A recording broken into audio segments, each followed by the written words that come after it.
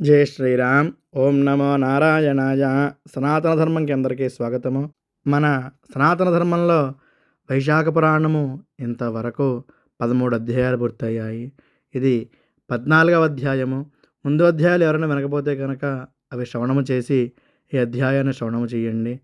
అలాగే గత సర్గలో మనము అశూన్యశయన వ్రతాన్ని ఎలా చేయాలో తెలుసుకున్నాము. దానివల్ల కలిగే ఫలితం గురించి తెలుసుకున్నాము. ఇప్పుడు ఛత్రము అంటే ఈ వైశాఖ మాసంలో ఎండలకు గొడుగును దానం చేస్తే కలిగే పుణ్యం గురించి, దాని ఫలితం గురించి తెలుసుకుందాము. ముందుగా ఒకసారి ఆ శ్రీమన్నారాయణుడికి నమస్కారం చేసుకుంటూ ధ్యానం చేసుకుని ఆ తరువాత కథావృత్తాంతం ప్రారంభం చేసుకుందాము. ఓం శ్రీ గురుభ్యో నమః. హరి ఓం. గురుర్బ్రహ్మ గురుర్విష్ణుః గురుర్దేవో మహేశ్వరః. గురుః సాక్షాత్ పరం బ్రహ్మ తస్మై శ్రీ గురవే నమః.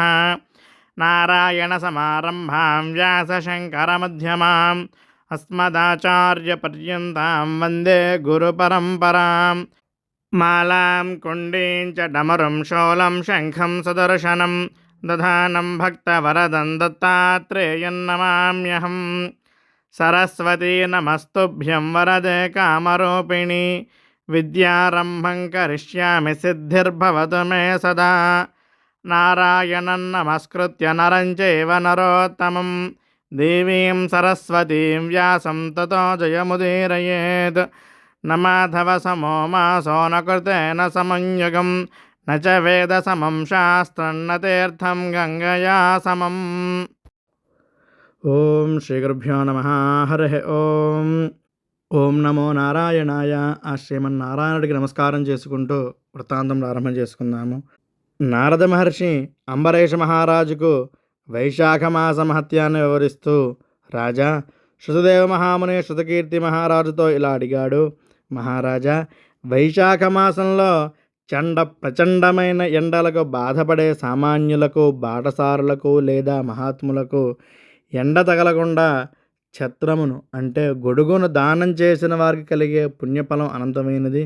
దానికి నిదర్శనంగా పూర్వము కృతయుగంలో జరిగిన ఒక అద్భుతమైన ఇతిహాసాన్ని వివరిస్తాను, ఆలకించు అని శృతదేవ మహాముని శృతకీర్తి మహారాజుకు కృతయుగంలో జరిగిన ఒక గాథను వివరిస్తున్నారు. పూర్వము వంగదేశాన్ని సుకేతు మహారాజు పరిపాలిస్తూ ఉండేవాడు. ఆయన కుమారుడైన హేమకాంతుడు మహాపరాక్రమశాలి.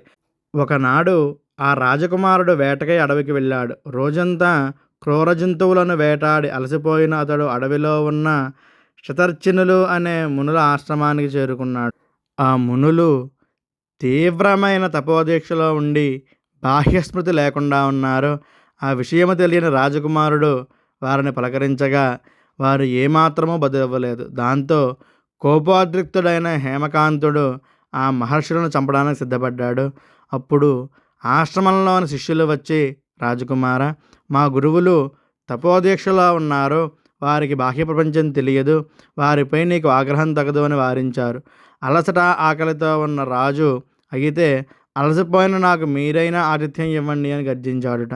కానీ గురువుల ఆజ్ఞ లేనిదే తాము ఏమీ చేయలేమని, పైగా తాము భిక్షాన్నముతో జీవించేవారమని శిష్యులు నిరాకరించారు. ఆ సమాధానంతో హేమకాంతుడికి మరింత కోపం వచ్చి మా వలన అగ్రహారాలు పొందుతూ మాకే ఆతిథ్యం ఇవ్వరా అని క్రోధంతో బాణాలు ప్రయోగించి కొందరు శిష్యులను సంహరించాడు. మిగిలిన వారు భయంతో పారిపోగా రాజభటులు ఆశ్రమ సంపదను కొల్లగట్టి ఆశ్రమాన్ని పాడు చేశారు. రాజకుమారుడు చేసిన ఈ ఘోర బ్రహ్మహత్యా పాతకాన్ని విన్న తండ్రి కుశికేతుడు తీవ్రంగా ఆగ్రహించి హేమకాంతుడిని దేశబహిష్కారం చేశాడు. సర్వస్వం కోల్పోయిన హేమకాంతుడు అడవుల పాలై భోజవానిగా అంటే కిరాతకుడిగా మృగాలను చంపుతూ జీవించసాగాడు. అలా 28 సంవత్సరాలు గడిచిపోయాయి. చేసిన పాపాల వల్ల అతనికి మనశ్శాంతి లేకుండా పోయింది. ఒకనాడు తీవ్రమైన ఎండలు కాసే వైశాఖ మాసంలో త్రితుడు అనే ముని ఆ అడవి గుండా ప్రయాణిస్తూ ఎండ వేడికి దప్పికకు తట్టుకోలేక స్పృహ తప్పి పడిపోయాడు. దైవికముగా అక్కడికి వచ్చిన హేమకాంతుడు ఆ మునిని చూసి జాలిపడ్డాడు. వెంటనే మోదుగ ఆకులను కోసుకువచ్చి ఎండ పడకుండా ఒక గొడుగులా చేసి మునికి నీడను కల్పించాడు.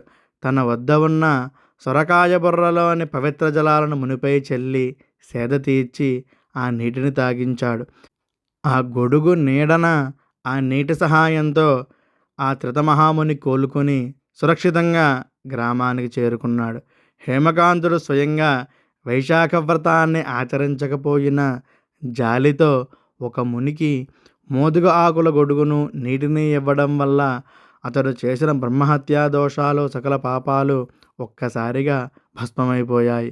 కొంతకాలానికి హేమకాంతుడు రోగగ్రస్తుడై మరణశయ్యపై ఉన్నప్పుడు భయంకరులైన యమదూతలు అతని ప్రాణాలు తీసుకోవడానికి వచ్చారు.